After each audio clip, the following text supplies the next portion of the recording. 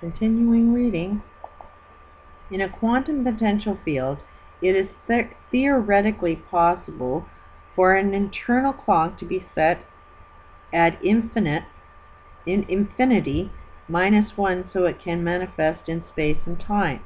The quantum field does not have to be limited to our space-time continuum.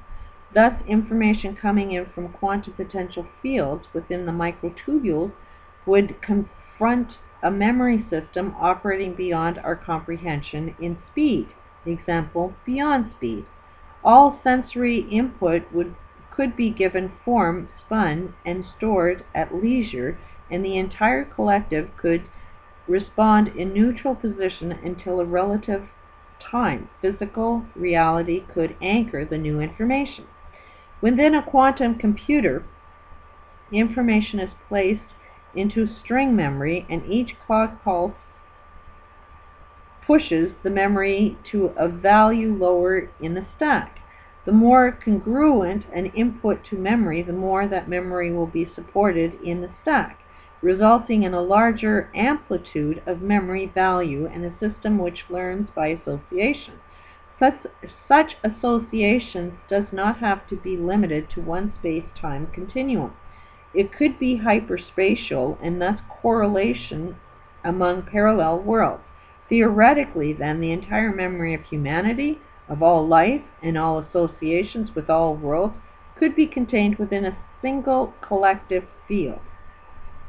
Most likely, the primary instrument for storage and transmission of each bit of information is within each microtubule. Even parallel worlds, all other life forms, every conceivable bit of information could be stored within a single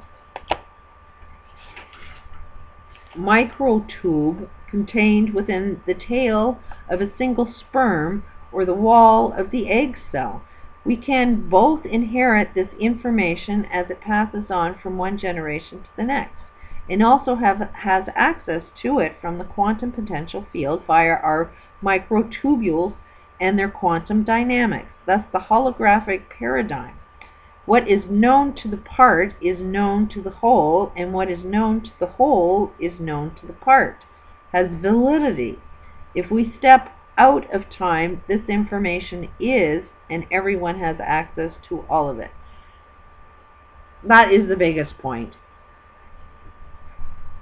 If you understand, I don't know at what point or if you will get into a holographic image, but in order to design a holographic image, you have to know the whole and each sort of like little pixel. The pixel has to have information of the pixel, but it also has to have information like what does it relate to? What, where do I fit? Where does this one pixel fit within the whole image? It's got to know where its placeholders are, which is the same thing as us humans. Is every single cell in your freaking body has the answer to everything. Just got to tap into that, and this information will slowly, like, it's just sort of telling you, well, this makes sense because of this. This is your potential. This is what you're able to do, and here's the proof of why you should believe in this. So it gets into this science of our external world computers and how computers work and shit, which is just odd how I ended up going to school taking computers. It's almost like it was a preparation for me to understand this stuff. I don't know how easy it is for other people without a computer knowledge understands this or not. But this method of storing information and creating consciousness is non-magnetic. It does not require and does not create magnetic field. Why are we using these procedures in making a simple quantum computer?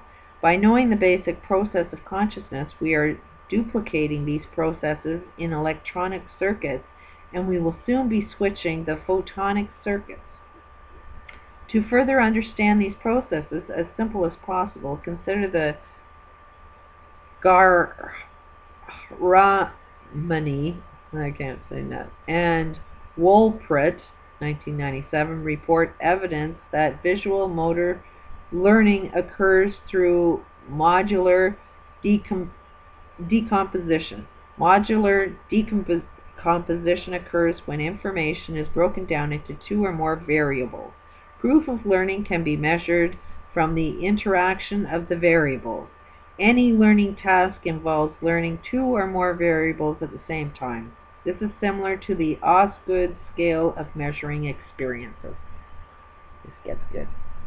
This linear process takes, for example, the Doctomy scale of good, 1, 2, 3, 4, 5, 6, 7, bad. The quality of goodness is learned through experience, and paradoxically, the quality of badness is also learned through experience.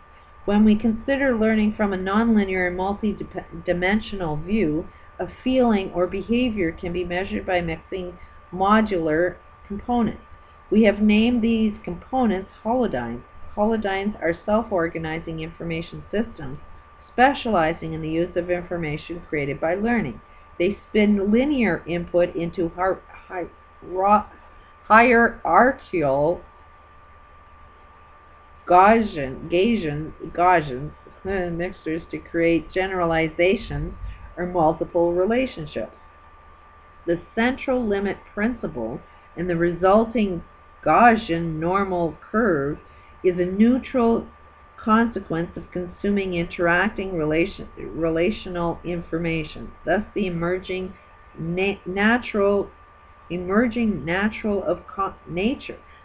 nature of consciousness manifests as a growing maturity in collective awareness. That's basically where we're at right now. Is you don't know what good is until you experience good. You don't know what bad is until you experience bad. And that's where humanity is right now. Is we're just learning the difference between what's good and what's bad. We're in a chaos, and we're now starting to mature from our knowledge that we're gaining from our experiences within our genetics. It just seems to make a lot of sense to me. This relationship results from the assumption that each holodyne is responsible for an equal variance Gaussian region around its preferred starting location, which corresponds to its receptive field. Holodynes that specialize in processing using the good-bad dichotomy, I can't pronounce that word, can be illustrated by the receptive neurological field for good and the receptive neurological field for bad, with both sending a signal of their respective weights for integration. I can't pronounce that guy's word. Gaussian mixtures allow calculations. All calculations or possible relationships are calculated through the interaction of the receptive field. The integration, or conscious and unconscious, singularity, duality, or the full potential self, other self, chooses the application for the current stimulus situation from wavelet interaction with the stimulus. From a classical or particle perspective, there is no special or hypothetical area deciding which choice is made. It can only be determinism in a linear system. From a quantum perspective, it is pure probability, or perhaps both determinism and probability mixed together. In other words, it is not necessarily that one experience everything to know a particular case. Let me read that again. In other words, it is not necessary for one experience everything to know a particular case. Doesn't make sense. It is global and local. From a holodynamic view, it is both and much more. One must include the whole dynamic in order to understand everything in its most universal state. This means including eventually self-organization of all information within the space-time continuum. Since this space-time continuum is intimately interconnected to other space-time continuums, in theory at least, we must include all possible space-time continuums within this one. In practice, such consideration is vital if one chooses to solve the major problems facing humankind and this planet. Why? Why must one include hyperspatial information? Because the speed of light does not determine the limit of our reality. Information coming from hyperspatial dimensions is self-organized into each specific set of information that manifests in this space-time continuum. The specific set for an individual, for example, we have named one's full potential self. This allows the greatest potential to unfold within that set of circumstances that makes up you and your life. This information is at zero or beyond being involved in the bipolar dynamics of particle and wave energy forms. It is at choice. From within our particle mind, our quantum hearts, it is impossible to imagine the elements of complexity that make up our potential until at least we allow ourselves to shift into the state of being beyond the specific set in this space and time. We can imagine and shift into the superposition state as a natural part of our consciousness, since all consciousness is known to the part. We all have access to the knowledge necessary to unfold our greatest potential. Consider the case of modulating a fountain pen in front of your eyes. It will look as if it is made of rubber. Now put the modulating pen in front of your computer monitor and you will see that it is made of multiple pens. This illustrates a perpetual manifestation of modular interaction. The modulation model was significantly better fit to describe the observed behavior than a linear model. A linear constraint model would predict a linear generalization pattern. Thus, this was not confirmed by the data. While each experiment takes place, one understands that the pen is not rubber, nor is it a multiplicity of pens. In our reality, the one we use as our reference, we can understand the pen as a relationship to ourself, independent of how we experience the particle or wave dynamics. It is writing instrument or any other things one chooses it to be, or any given moment in time. Who chooses? At the core, the surest reference for choice is the full potential self. But other holodynes can become reference fields and create other choices, as in the case of a 9-year-old boy who turned on the VCR and saw a man raping the woman. That became his model of fun, and it was not until he reached beyond the holodyne that he found his fun angel could then guide him towards having fun in a way that did not do harm to others. How then do we know? What is our best reference? What gives meaning to an event? How do we determine the contents of our experiences?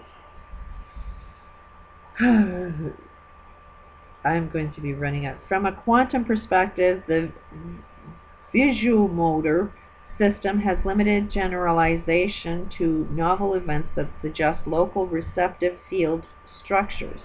The experimental results show that learning two new visual motor mappings, whether represented as vectors or postures at two starting locations, leads to a smooth sigmoidal generalization at intermediate locations. It is not the eye that sees. It only gives form to light. Meaning comes from experience and interaction with one's current situation with the larger field. One's current situation must include one's full potential self, since according to quantum physics and David Bohm model, every set of circumstances is driven by the potential. Meaning occurs when reference to one's potential or hyperspatial state of being as well as to one's physical environment. I'm running out of time, so that was that.